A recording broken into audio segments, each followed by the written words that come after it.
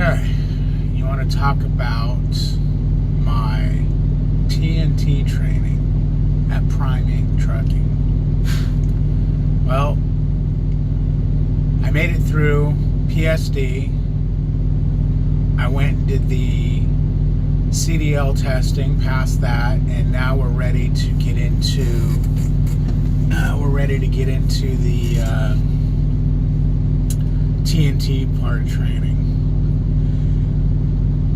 I ended up staying with my instructor, which I was surprised because I kept hearing that he was dumping me off the truck because of our little argument we had.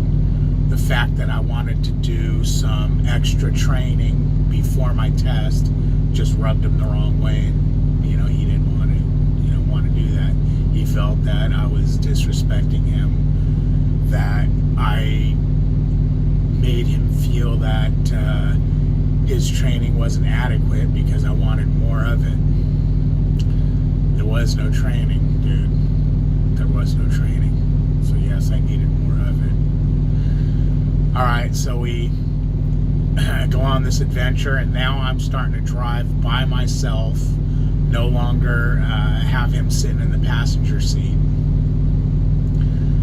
So one of the first issues I run across is, you got to remember, at this time I only know how to look at the GPS and follow it. I know nothing else. I was taught nothing else. So it was interesting. A little goof on the camera there. Anyways, it was interesting because I knew really nothing other than follow the GPS until it's, until my hours are up. So I'm driving, the GPS tells me get off the interstate, which was correct because I was going to a fuel stop. And I get off the interstate, I make a right, I go up, I make another right. As soon as I make that right turn, what happens? Boom, there's a sign right there that says 15-ton weight limit. Well, I don't want to say I'm a panicker, but it made me panic a little bit. I'm up at like 70-some thousand pounds. I'm way over 15 tons. So I pull over on the right side of the road, and it's a it's just a little two-lane highway. One lane going north, one lane coming south. And there's a driveway on the left and a driveway on the right for like a little house or farm. So I pull over, hey man, wake up. There's a problem over here. I got the weight limit issue. And my trainer, he was sleeping back there, so he wakes up and he just kind of yells in his typical fashion the way he did it. Man, just go. Would you quit worrying? Why do you keep bothering me? Basically his attitude was, it's too late now, just go. There's nothing you can do about it.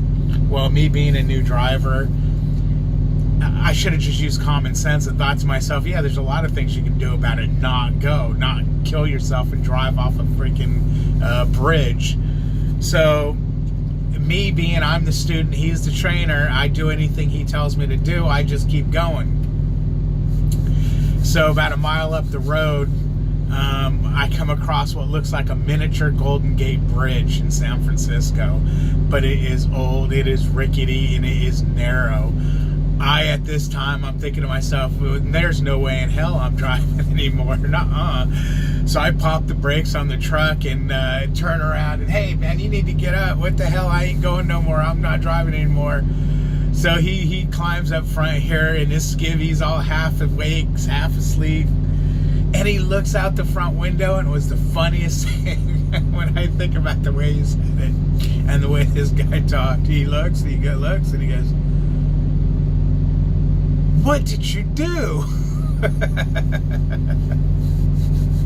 So he says that, and he goes, get up. And I get up, and I go sit in the passenger seat, and he sits down here. He throws the truck in reverse. The four-ways are already on, so he just starts backing up, and I'm watching out the passenger mirror with my head back so he can see. I'm looking at the little convex mirror, and I can see there ain't much room on the right side there. We can't pull over, can't get off. So I could see cars coming, and I don't want to say nothing because I know if I tell him a car, he'll beat my ass and throw me out that door because he's just cuckoo.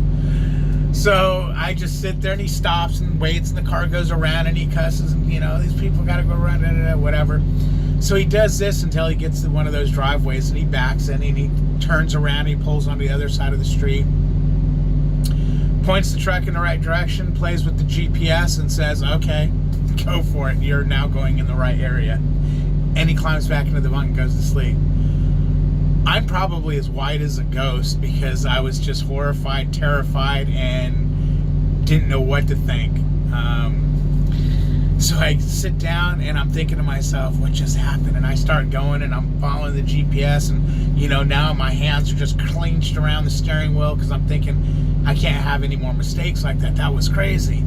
And I get fuel and I start taking off, and I'm thinking, oh, when he wakes up, he's gonna kill me because he's a pretty,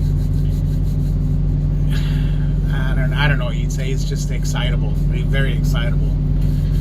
So he wakes up, he sits down in the passenger seat, and we're cruising up the road, and he says something, just kind of goofing about what just happened. And I was surprised. I was really surprised because I was waiting for,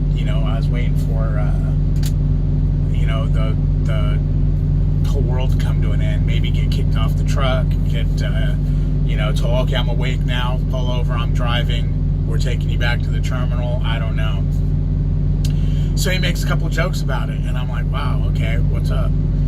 And, I told him, well, hey, man, I told you that we're running across this problem, and you're like, go ahead and go. He's like, man, don't ever trust what I'm saying unless you know I'm awake. He goes, you got to make sure, even if you have to ask me, are you awake? Make sure I'm awake. He goes, I don't remember you ever waking me up that first time. He goes, the only time I woke up is when I looked out the window and I seen we were ready to plunge to our deaths on a bridge. I was like, okay, cool. So you're one of those kind of guys that are a hard sleeper, I guess you'd say. So we did our thing, and that was one cool things about the guy is he's a real asshole. I mean, don't get me wrong, he's a grade A asshole.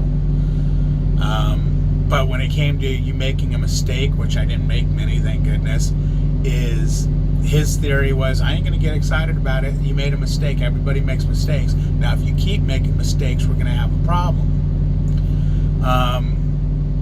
So that was cool. Anytime I have to use the restroom, he'd, know, oh my God, we're running out of time, or why can't you just piss out the window, or, piss in the cup, or on the freeway, or, whatever. No, okay. He'd go to a truck stop, go to wherever there's a rest area, whatever. Not say a word, not bitch about it at all. So that was a good thing. So that was one of the fun parts of it. Now, I don't want to make these videos too long, so I'm going to split up, these videos in a couple of videos. I'll talk about a little bit more about my TNT, and then I'm going to get into my solo. Solo got really interesting and really screwy. I think it's worth hanging out for. But I'll do a part 2 to the TNT. You guys have a good one. Like, comment, subscribe. I'm new to YouTube. This passes time. I think I like doing it, so I'll probably be posting up regularly. Stay with me. Let's see what happens. Thanks, man. You guys have a good one.